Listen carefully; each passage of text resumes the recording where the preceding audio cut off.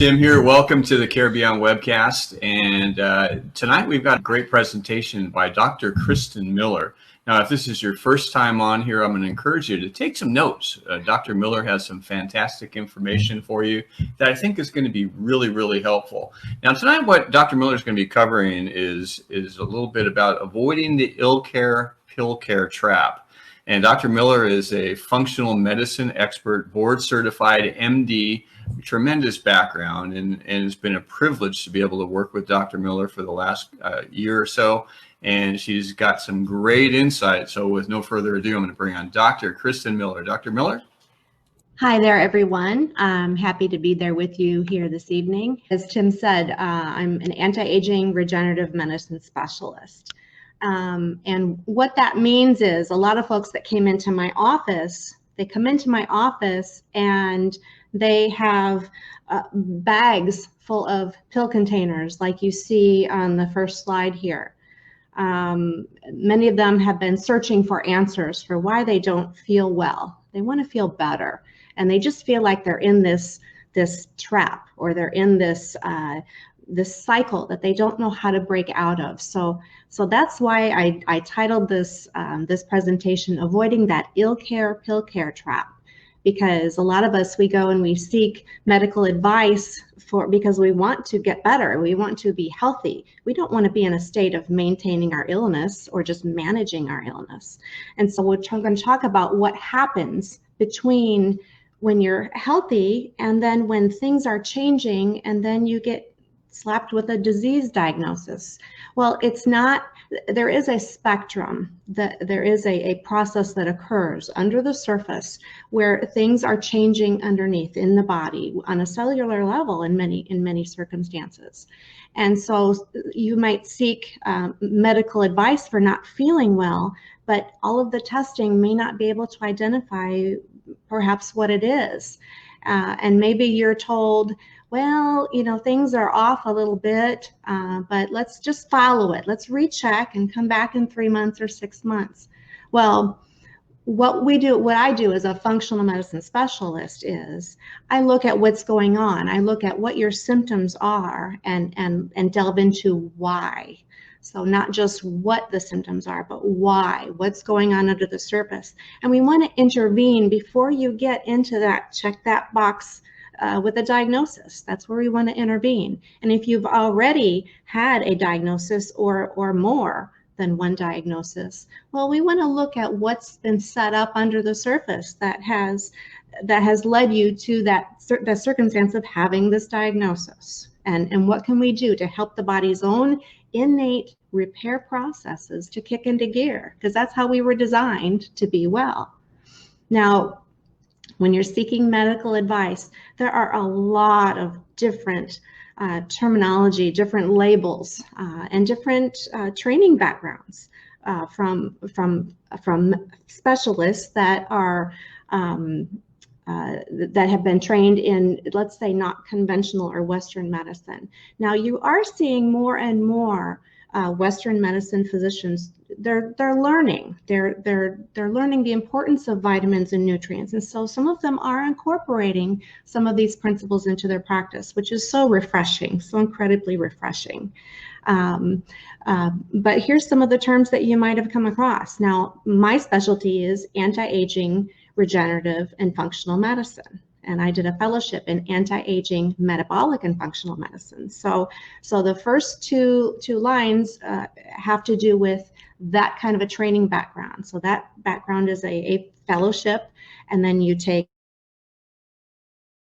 boards, written boards, and oral boards. And so it's a board certification, just like a GI doc is board certified in gastroenterology, or a heart doctor is board certified in cardiovascular medicine.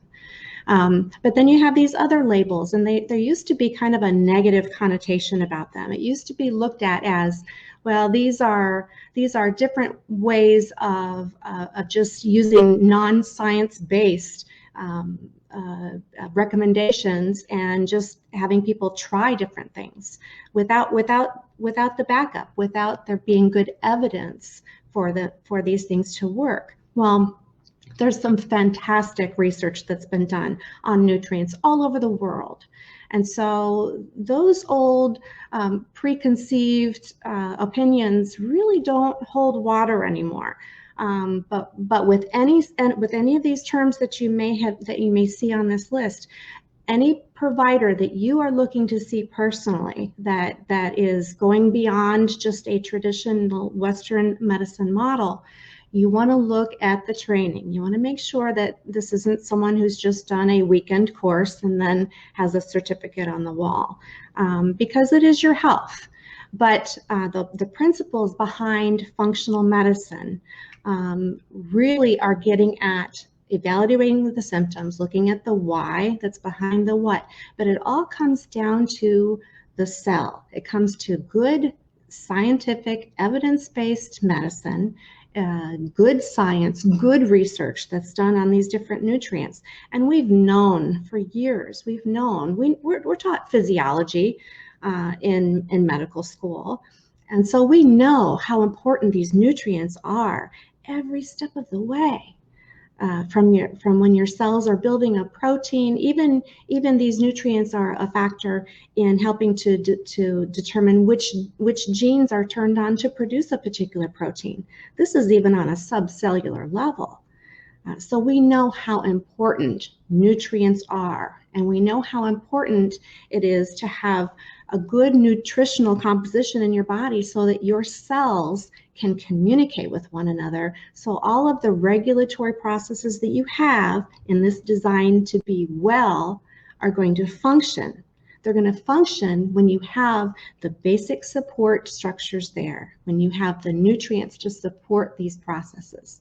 And I can't tell you how important it is for you all to know that even if you are not in the best of shape, even if you've had struggles, and even if your health is not as good as it should be, it is not too late to make changes. You can make an incredible impact in your health by making changes and looking at these nutrients and supporting health instead of being in a mindset of just managing your illness.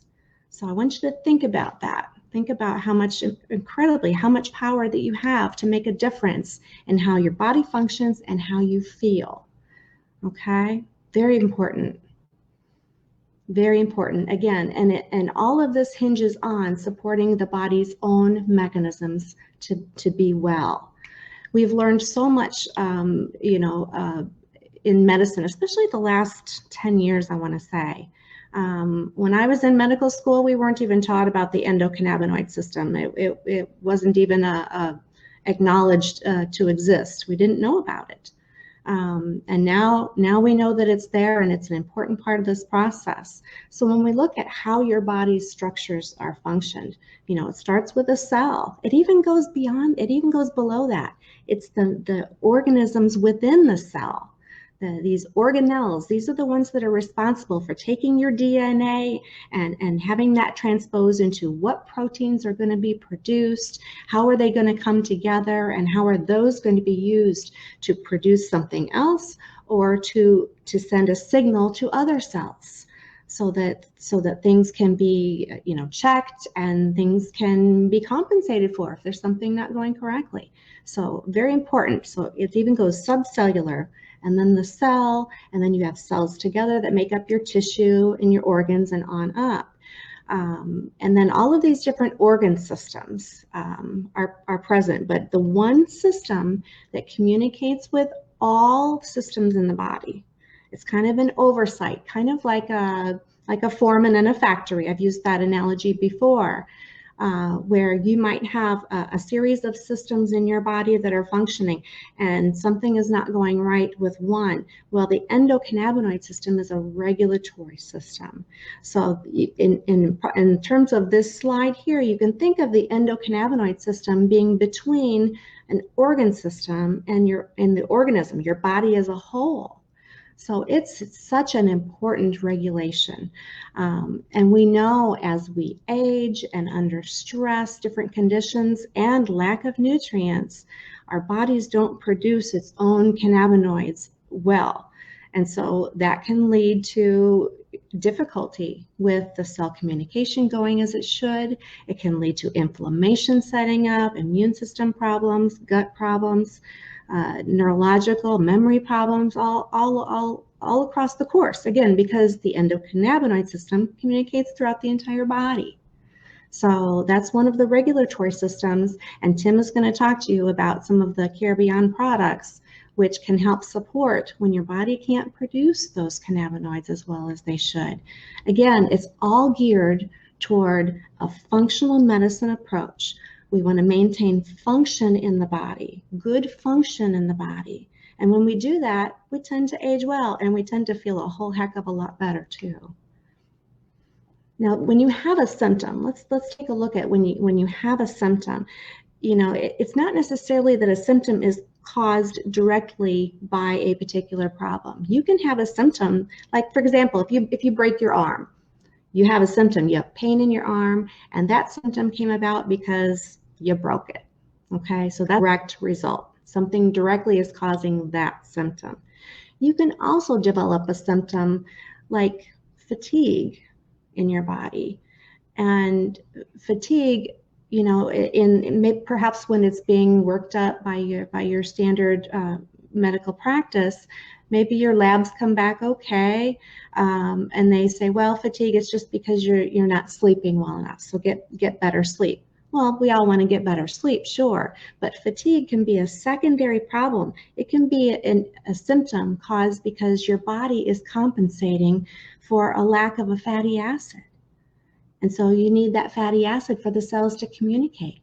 Or it can be a lack of nutrients involved, your antioxidants involved in counteracting that oxidative stress pattern. It can lead to inflammation, and that can be causing your fatigue. So it can be caused by something secondary.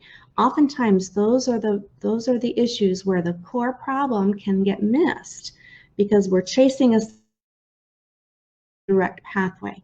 So we need to, again, always think about your body's going to try to be well. Your body's going to try to make up when one area is not going well. And so symptoms can develop in that way. So we always want to take it back to nutrition and your cells. We always want to do that. And then you can develop symptoms because you're reacting to treatments. You're put on a medication for a particular problem and it causes a symptom in another area.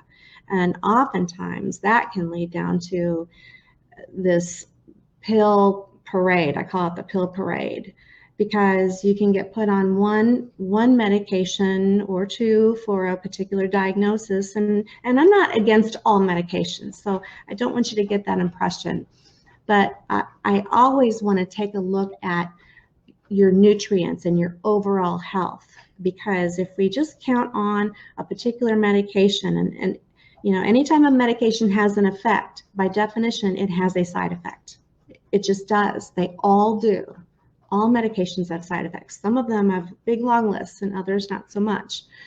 But when you're put on a medication, perhaps you have a side effect, well then sometimes another medication is added onto that to take care of that side effect, and then on and on. I've literally had patients come into my clinic with an entire page listing all of their prescription medications. And I mean, we're talking a full page here. Or they dump a bag out with all of these pill bottles. And when I look at them and I'll arrange them according to clusters and say, well, this is for blood pressure. This is an important medication here. But then, then there's, because of gut issues, then they're put on an acid reducer and it on and on and on. So we don't want to get into this being in a situation where we're just chronically managing our illness, but never really getting to a healthy state, not really thinking about nutrients and the cells and a state of health.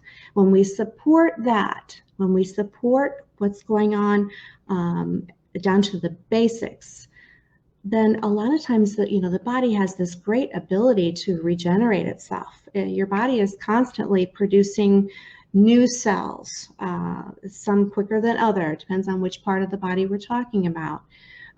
But your body is great at recycling parts of old cells and then taking the nutrients that you take in, and that's what it's using to build new cells. And you all know people that have aged quicker than their years. in terms of how they look, how they feel, and others are aging much better. Well, that's down to a cellular level. That's down to a cellular level. So we need to be thinking positive about what we can do, what we can put in our body, so that when we are building those new cells, we've got the best parts available.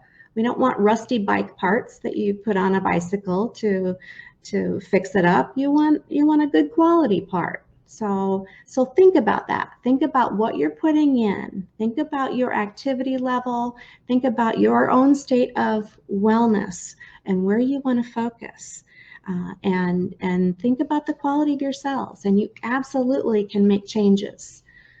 This is what functional medicine is all about. It's about intervening in between that section between you're well and you're sick. Well, there's that whole spectrum in between, and that's where we want to focus on trying to maintain toward the healthy end. Again, down to those nutrients, super, super important. So take a look at what you're taking in. Take a look at how you feel. And, you start to make these changes now. As your cells are rebuilding, you will start to feel better.